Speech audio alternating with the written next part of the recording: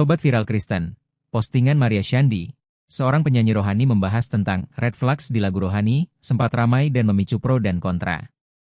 Banyak yang merasa topik ini benar, tapi tidak sedikit juga yang tidak setuju dengan unggahan Maria Shandi. Salah satu komentar yang mendukung menuliskan, kita harus mampu mencerna lirik di setiap lagu. Ada lagu yang hanya memuaskan sisi emosi saja. Itu tidak salah, tapi kita jadi tahu lagu itu cocok dipakai di momen apa. Di sisi lain, ada juga yang kurang setuju, menurutku sah-sah saja bikin lagu tentang perasaan ke Tuhan. Kita kan manusia, kadang lemah dan perlu jujur.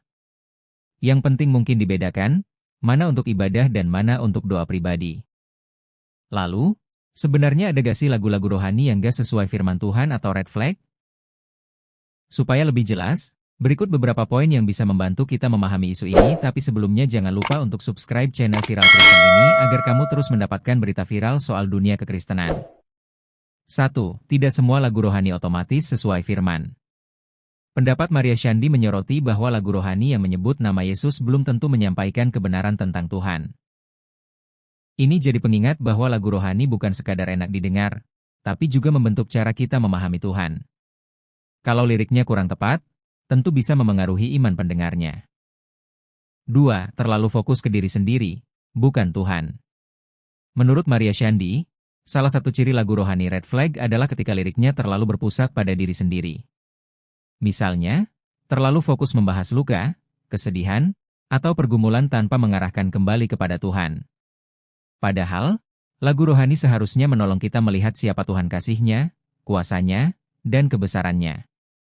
Tapi di sisi lain, kita juga tidak bisa langsung menilai lagu yang mencurahkan perasaan otomatis masuk kategori red flag. Bahkan kitab Mazmur berisikan pujian, syair, puisi, lagu, yang seringkali sifatnya personal. Namun, Mazmur tidak berhenti pada ungkapan perasaan saja. Kitab Mazmur selalu berakhir dengan kebesaran Tuhan. Jadi, bukan soal ada atau tidaknya emosi, tapi kemana arah akhirnya lagu tersebut, apakah memuliakan nama Tuhan atau tidak. 3. Membuat iman seolah-olah seperti rumus. Poin selanjutnya yang disoroti Maria Shandi adalah ketika lagu memberi kesan bahwa iman itu seperti formula.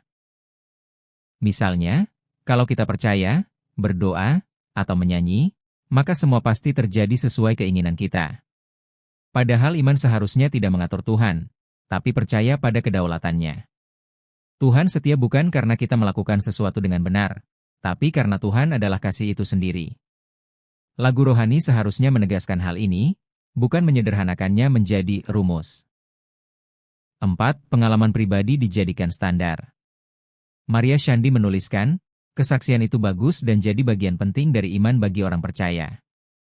Tetapi, pengalaman seseorang tidak bisa menjadi standar bagi semua orang. Tuhan bekerja dengan cara yang berbeda dalam setiap kehidupan. Kalau sebuah lagu terlalu menggeneralisasi pengalaman, ini bisa membuat orang merasa harus mengalami hal yang sama. Padahal, yang menjadi dasar iman tetaplah firman Tuhan, bukan pengalaman pribadi. Lewat postingan ini, Maria Shandi mengajarkan kita untuk lebih peka, supaya tidak salah dalam memuji Tuhan. Pembahasan tentang lagu rohani red flag ini tentu bukan untuk menghakimi penulis lagu, penyanyi, atau gereja tertentu. Justru ini menjadi ajakan agar kita lebih dewasa dalam menyanyikan, memilih, dan memahami lirik lagu rohani. Ketika menyanyikan lagu rohani, kita perlu bertanya, apakah lagu ini sesuai firman Tuhan? Apakah lagu ini meninggikan Kristus? Apakah lagu ini membangun iman? Apakah lagu ini membuat jemaat mengenal Tuhan dengan benar? Bahkan, sikap hati kita juga penting. Lagu yang sudah berpusat pada Tuhan sekalipun bisa dinyanyikan dengan motivasi yang salah. Jadi, sebenarnya ada gak sih lagu-lagu rohani yang gak sesuai firman Tuhan atau red flag? Ada kemungkinan.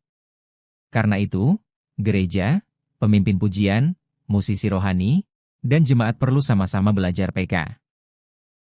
Bukan untuk menghakimi sebuah lagu, tetapi supaya pujian kita sungguh membawa orang semakin dekat kepada Tuhan. Bagaimana Sobat Viral Kristen?